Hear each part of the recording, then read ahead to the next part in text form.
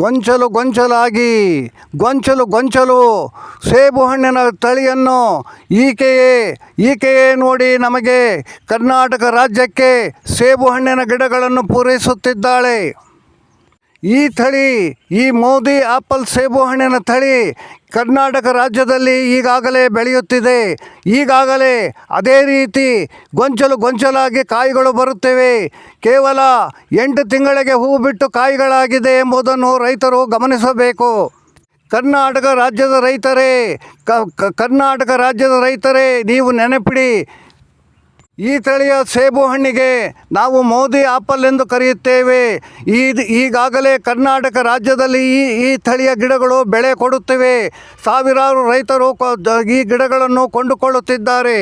ನೋಡಿ, ಸೇಬು ಹಣ್ಣನ್ನು ಬೆಳೆದುವ ರೀತಿಯನ್ನು ನೋಡಿ, ಯಾವ ರೀತಿ ಗೊಂಚಲಾಗಿ ಬಂದಿವೆ ಎನ್ನುವುದನ್ನು ನೋಡಿ, ಯಾವ ರೀತಿ ಹಣ್ಣಾದಾಗ ಯಾವ ಬಣ್ಣ ಎಂದಿದೆ, ಯಾವ ರೀತಿ ಇದೆ, ಯಾವ ಬಣ್ಣ ಇದೆ ಎನ್ನುವುದನ್ನು ಗಮನಿಸಿ. ಇವು ಪ್ರಪಂಚದಲ್ಲಿಯೇ ಅತಿ ಹೆಚ್ಚು ರುಚಿಯುಳ್ಳ ಸೇಬು ಹಣ್ಣಿನ ತಳಿಯಾಗಿರುತ್ತದೆ. ಈ ತಳಿಯ ಗಿಡ ಒಮ್ಮೆ ನೀವು ಹಾಕಿದರೆ 8 ತಿಂಗಳು ಅಥವಾ 10 ತಿಂಗಳಿಗೆ ಪ್ರಾರಂಭವಾದಂಥ ಹೂವು ಕಾಯಿ ಬಿಡಲು ಪ್ರಾರಂಭವಾದಂಥ ಗಿಡ ಮುಂದೆ 100 ವರ್ಷಗಳ ಕಾಲ ನಿಮಗೆ ಹಣ್ಣು ಕೊಡುತ್ತಲೇ ಇರುತ್ತದೆ. ಈ ತಳಿಯ ಗಿಡ ವರ್ಷವೆಲ್ಲ ಹಣ್ಣು ಕೊಡುತ್ತದೆ, 100 ವರ್ಷ ಬಾಳುತ್ತದೆ ಎಂಬುದನ್ನು ನೀವು ನೆನಪಿನಲ್ಲಿ ನೋಡಿ. ಈ ಹೆಣ್ಣು ಮಕ್ಕಳು ಸೇಬು ಹಣ್ಣುಗಳನ್ನು ತಿಂದು ಎಷ್ಟು ಸಂತೋಷವಾಗಿ ಕಾಲ ಕಳೆಯುತ್ತಿದ್ದಾರೆ ಎನ್ನುವುದನ್ನು ನೋಡಿ. ನಾವು ತರಿಸುತ್ತಿರುವ, ಇವಳಿಂದ ಕೊಂಡುಕೊಳ್ಳುತ್ತಿರುವ ಗಿಡ ಅಂತಾರಾಷ್ಟ್ರೀಯ ಮಟ್ಟದ ಗುಣಮಟ್ಟವುಳ್ಳಂತಹ ಸೇಬು ಹಣ್ಣುಗಳನ್ನು ಬಿಡುತ್ತದೆ. ನೋಡಿ, ಕಣ್ಣಾರ ನೋಡಿ, ನೀವು ಗಿಡವನ್ನು ಕಣ್ಣಾರ ನೋಡಿ, ಯಾವ ರೀತಿ ಗೊಂಚಲಾಗಿ ಬಂದಿದೆ ಎನ್ನುವುದನ್ನು ನೋಡಿ. ಇದು 3 ವರ್ಷದ ಗಿಡ. 3 ವರ್ಷದ ಗಿಡದಲ್ಲಿ ಎಷ್ಟು ಕಾಯಿಗಳು ಬಿಟ್ಟಿದ್ದಾವೆ ಎನ್ನುವುದನ್ನು ನೀವು ನೋಡಿ, ಯಾವ ರೀತಿ ಬಣ್ಣ ಬಂದಿದೆ ಎನ್ನುವುದನ್ನು ನೋಡಿ. ಈ ರೀತಿ ಹಣ್ಣು ಬಿಡುವ ತಳಿಯನ್ನು ಕರ್ನಾಟಕ ರಾಜ್ಯಕ್ಕೆ ನಾನು ಮೊಟ್ಟ ಮೊದಲಿಗೆ ತಂದಿದ್ದೇನೆ. ಇದು ಹಣ್ಣು ಬೆಳೆಗಾರರ ರೈತ ಸಂಘ ಎನ್ನುವುದನ್ನು ಜ್ಞಾಪಕದಲ್ಲಿಡಿ. ನಮ್ಮ ಹಣ್ಣು ಬೆಳೆಗಾರರ ಸಂಘದ ಸೇಬು ಹಣ್ಣಿನ ಸಂಶೋಧನಾ ಕೇಂದ್ರದಲ್ಲಿ ಈ ತಳಿಯ ಗಿಡಗಳು ಈಗ ನೀವು ನೋಡಲು ಲಭ್ಯ. ಈ ಗಿಡಗಳು ಇಲ್ಲಿ ಯಾವ ರೀತಿ ಕಾಯಿ ಬಿಟ್ಟಿದ್ದಾವೆ ಎನ್ನುವುದನ್ನು ನೀವು ನೋಡಿ ತಿಳಿದುಕೊಳ್ಳಿ. ಈ ತಳಿ ವಿದೇಶಿ ಸೇಬು ಹಣ್ಣಿನ ತಳಿ ಎಂದು ಜ್ಞಾಪಕದಲ್ಲಿಡಿ. 7500 ಜಾತಿಯ ಸೇಬು ಹಣ್ಣಿನ ತಳಿಗಳಲ್ಲಿ ಕೇಂದ್ರ ಸರ್ಕಾರದ ವಿಜ್ಞಾನಿಗಳ ಸಲಹೆ ಮೇರೆಗೆ ಈ ತಳಿಯನ್ನು ನಾವು ಕರ್ನಾಟಕ ರಾಜ್ಯಕ್ಕೆ ಮೊಟ್ಟ ಮೊದಲಿಗೆ ತಂದಿದ್ದೇನೆ. ನೋಡಿ, ಈ ಸೇಬು ಹಣ್ಣು ಬೆಳೆದಿರುವ ವಿಜ್ಞಾನಿಗಳು ಅಂದರೆ ಈಕೆ ಹೊರದೇಶದಿಂದ ನಮಗೆ ಗಿಡ ಪೂರೈಸುತ್ತಿರುವ ಈ ಮಹಿಳೆಯರು ಎಷ್ಟು ಸಂತೋಷವಾಗಿದ್ದಾರೆ ಎಂಬುದನ್ನು ಗಮನಿಸಿ. ಈ ರೀತಿ ಈ ಜಾತಿಯ ಸೇಬು ಹಣ್ಣಿನ ಗಿಡಗಳನ್ನು ಹಾಕಬೇಕಲ್ಲದೆ ನೀವು ಯಾವುದೋ ಜಾತಿಯ ಸೇಬು ಹಣ್ಣಿನ ಗಿಡಗಳನ್ನು ಹಾಕಬೇಡಿ.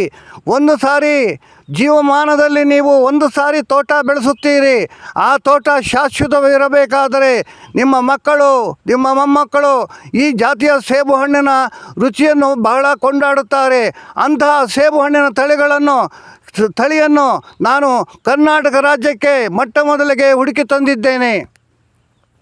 ಈ ಮಹಿಳೆಯರು ಸೇಬು ಹಣ್ಣಿನ ಗಿಡ ಹಾಕಿ ಎಷ್ಟು ಸಂತೋಷ ಪಡುತ್ತಿದ್ದಾರೆ ಎಂಬುದನ್ನು ನೀವು ಗಮನಿಸಿ. ಕರ್ನಾಟಕ ರಾಜ್ಯದ ರೈತರೇ, ಈ ತಳಿಯ ಸೇಬು ಹಣ್ಣು ದಿಣ್ಣೆ ನೆಲದಲ್ಲಿಯೂ ಸಹ ಬೆಳೆಯುತ್ತದೆ. ದಿಣ್ಣೆ ನೆಲದಲ್ಲಿಯೂ ಕೇವಲ ಟ್ರ್ಯಾಕ್ಟರ್ನಲ್ಲಿ ನೀರು ಹೊಡ್ಕೊಂಡು ನೀವು ಬೆಳೆಸಬಹುದು. ಈ ತಳಿಯನ್ನು ಬರಗಾಲ ಪೀಡಿತ ಪ್ರದೇಶದಲ್ಲಿಯೂ ಹಾಕಬಹುದು ಮತ್ತು ಬೆಳೆಯಬಹುದು ಎಂದು ತಿಳಿದೇ ನಾವು ಕರ್ನಾಟಕ ರಾಜ್ಯಕ್ಕೆ ಈ ತಳಿಯನ್ನು ತಂದಿದ್ದೇನೆ. ನರೇಂದ್ರ ಮೋದಿಯವರ ಮಾರ್ಗದರ್ಶನದಿಂದ, ನರೇಂದ್ರ ಮೋದಿಯವರು ಕಳಿಸಿಕೊಟ್ಟಂತಹ ವಿಜ್ಞಾನಿಗಳ ಸಲಹೆ ಮೇರೆಗೆ ನಾವು ಈ ತಳಿಯನ್ನು ಕರ್ನಾಟಕ ರಾಜ್ಯದಲ್ಲಿ ಈಗಾಗಲೇ ಬೆಳೆಯುತ್ತಿದ್ದೇವೆ. ಈ ತಳಿಯ ಗಿಡಗಳನ್ನು ನಾವು ದಕ್ಷಿಣ ಆಫ್ರಿಕಾದ ಕೀನ್ಯಾ ದೇಶದಿಂದ ತರಿಸಿದ್ದೇವೆ. ಅದರ ಬಗ್ಗೆ ನಿಮಗೆ ಮಾಹಿತಿ ಕೊಡಲು ರಾಮದಾಸ್ ಜೆ ಸಿರಾ ಎನ್ನುವ ಫೇಸ್ಬುಕ್ನಲ್ಲಿ ಹಾಕಿ ಅದರ ಎಲ್ಲ ವಿವರಗಳು ಬರುತ್ತದೆ. ಇತರೆ ವಿಡಿಯೋಗಳಲ್ಲಿ ಈ ಬಗ್ಗೆ ನಾನು ಮಾಹಿತಿ ಕೊಟ್ಟಿದ್ದೇನೆ. 150 ದೇಶಗಳಲ್ಲಿ ಈ ತಳಿಯ ಗಿಡಗಳು ಬೆಳೆಯುತ್ತಿವೆ. 150 ದೇಶಗಳಿಂದ ಈ ಬಗ್ಗೆ ಆರ್ಡ್ರ್ ತೆಗೆದುಕೊಂಡು ಅವರು ಗಿಡ ಪೂರೈಕೆ ಮಾಡುತ್ತಿದ್ದಾರೆ. ಅದರಲ್ಲಿ ಕರ್ನಾಟಕ ರಾಜ್ಯವು ಒಂದು.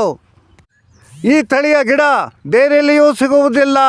ಇದು ಹಣ್ಣು ಬೆಳೆಗಾರರ ರೈತ ಸಂಘ ಬುಕ್ಕಾಪಟ್ನ ರೋಡ್ನಲ್ಲಿರುವ ಹೊನೇನಹಳ್ಳಿ ಗ್ರಾಮದಲ್ಲಿ ಸಿಗುತ್ತದೆ. ಇದು ಸಿರಾ ತಾಲೂಕಿಗೆ ಸೇರಿದ ಗ್ರಾಮವಾಗಿರುತ್ತದೆ. ತುಮಕೂರು ಜಿಲ್ಲೆ ಸಿರಾ ತಾಲೂಕಿನ ಬುಕ್ಕಾಪಟ್ನ ರೋಡ್ನಲ್ಲಿರುವ ಹೊನ್ನೇನಹಳ್ಳಿ ಗ್ರಾಮದಲ್ಲಿ ಮಾತ್ರ ಈ ಒರಿಜಿನಲ್ ಸಸಿಗಳು ಸಿಗುತ್ತವೆ.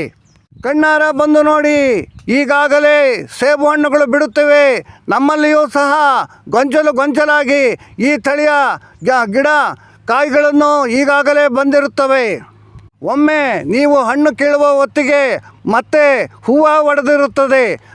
ಆ ಹೂವದ ಕಾಯಿಯಾಗಿ ಪೀಸಾಗಿ ಅದು ಹಣ್ಣಾಗುವ ಹೊತ್ತಿಗೆ ಮತ್ತೊಮ್ಮೆ ಹೂವು ಬಂದಿರುತ್ತದೆ. ಈ ರೀತಿ ವರ್ಷವೆಲ್ಲ ಸದಾ ಕಾಲ ಬೆಳೆ ಕೊಡುವ ತಳಿ ಪ್ರಪಂಚದಲ್ಲಿ ಎಲ್ಲಿಯೂ ಇಲ್ಲ. ಅದನ್ನು ಅರಿತೇ ನಾನು ಕರ್ನಾಟಕ ರಾಜ್ಯಕ್ಕೆ ಈ ತಳಿಯನ್ನು ತಂದಿದ್ದೇನೆ. ಇದು ದಿಣ್ಣೆ ನೆಲದಲ್ಲಿಯೂ ಬೆಳೆಯತಕ್ಕಂತಹ ಸೂಕ್ತ ತಳಿಯಾಗಿರುತ್ತದೆ. ಸೋಮಾರಿಗಳಾಗಿ ಕಾಲ ಕಳೆಯಬೇಡಿ. ಸೋಮಾರಿತನ ರೈತನಿಗೆ ಒಳ್ಳೆಯದಲ್ಲ. ನೀವು ನಿಮ್ಮ ತೋಟದಲ್ಲಿ ಈ ಬೆಳೆಯನ್ನು ಇಡಿ. ಇದನ್ನು ಬೌಂಡ್ರಿಗೂ ಬೇಕಾದರೂ ಹಾಕಬಹುದು.